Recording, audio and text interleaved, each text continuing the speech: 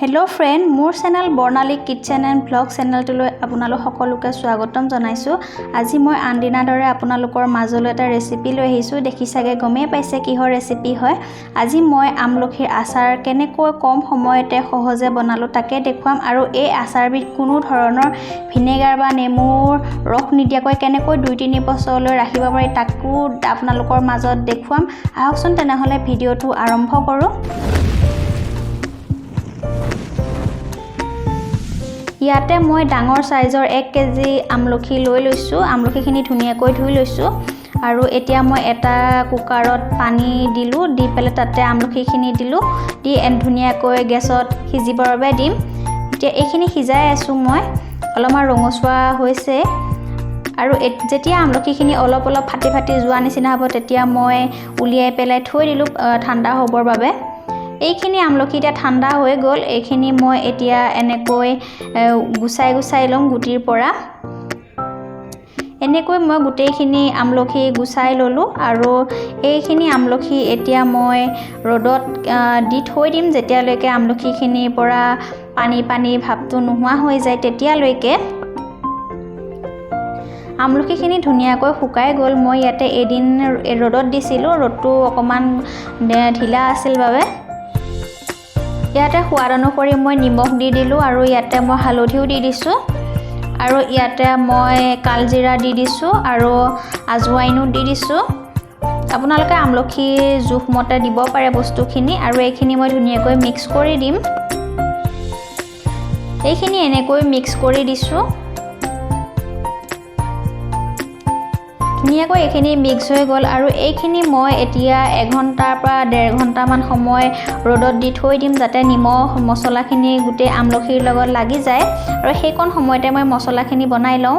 ইয়াতে মই জিৰা দিছো 1 চামুচ আৰু চফট দিছো 1 চামুচ আৰু ইয়াতে জিৰা দিছো 1 চামুচ আৰু ইয়াতে মিঠি গুটি 1 চামুচতকৈ অলপ কম আৰু ইয়াতে মই শুকান জলকীয়া দি দিছো। এইখিনি ঘৰতে বনোৱা আছিল শুকান জলকীয়া আৰু এইখিনি ধুনিয়াকৈ মই মিক্স কৰি দিছো আৰু আপোনালোকে ইয়াতে সৰিয়হৰ গুটি দিব পাৰে, মই দিয়া নাই। আৰু এইখিনি মই এনেকৈ অকনমান গোটা নিচিনাকৈ এটা পাউডাৰ বনাই ললো। এখন কেৰাহীত তেল গৰম হ'ব দিলো।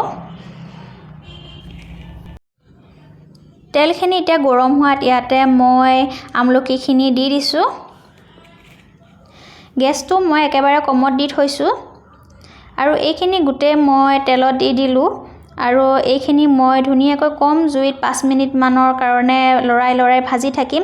এনেকৈ যদি আপোনালোকে ভাজি ধুনিয়াকৈ লয় বস্তুবিলাক আচাৰৰ বস্তুবিলাক তেনেহলে কেতিয়াও আৰু আচাৰ বেয়া নহয় ভিনেগাৰ বা নেমু নিদিলেও। আৰু ইয়াতে মই এতিয়া বনাই লোৱা পাউডাৰখিনি দি দিছো। কালাৰৰ বাবে ইয়াতে মই কাশ্মীৰী ৰেড চিলি 1 চামুচ দি দিছো আৰু এইখিনি ধুনিয়াকৈ মই মিক্স কৰি দিছো। ইয়াতে মই কোনো ধৰণৰ ভিনেগাৰ বা নেমুৰ ৰস মই ব্যৱহাৰ কৰা নাই যিহেতু মই এইখিনি তেলত ধুনিয়াকৈ ভাজি লৈছো আৰু এনেকৈ আপোনালোকে বনাই চাব। আপোনালোকে 2-3 বছৰলৈ ধুনিয়াকৈ ৰাখিব পাৰে এনেকৈ বনালে।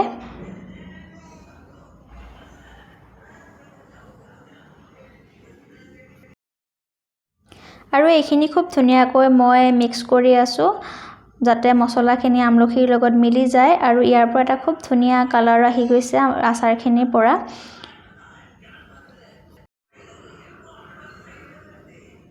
এইখিনি আমাৰ এতিয়া আমলখি আচাৰ ৰেডি হৈ গ'ল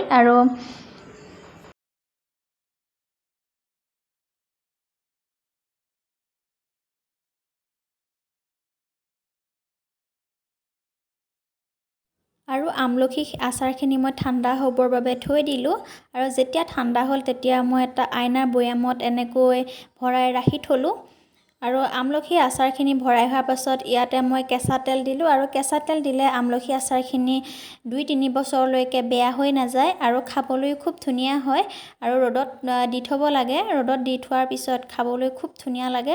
আপোনালোকেও এনেকৈ বনাই চাব ঘৰত আৰু যদিহে আজি মোৰ এই ভিডিওটো চাই ভাল পালে তেনেহলে লাইক কৰিব, কমেন্ট কৰিব, লগতে যিসকল নতুনকৈ মোৰ চেনেলত আহিছে তেওঁলোকে মোৰ চেনেলটো সাবস্ক্ৰাইব কৰি দিব।